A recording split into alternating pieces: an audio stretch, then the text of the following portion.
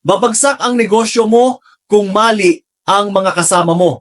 Noong unang taon ko sa negosyo, akala ko sapat na ang skills at sipag ko para magtagumpay. Pero habang tumatagal, naramdaman ko na ako lang palagi ang lumalaban mag-isa. Walang nagtuturo, walang sumusuporta, at puro negatibo pa ang naririnig ko sa paligid.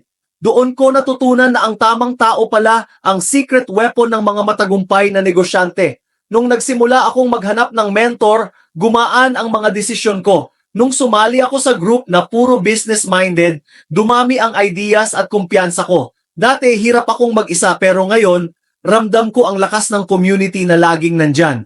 Ang negosyo, hindi palakasan ng loob lang, palakasan ng tamang kasama. Kapag magaganda ang ka-network mo, mabilis ang learning at growth mo. Proud ako sa'yo dahil willing ka makipag-connect para lumakas ang negosyo mo. I-share mo sa comments kung sino ang biggest inspirasyon mo sa business life mo.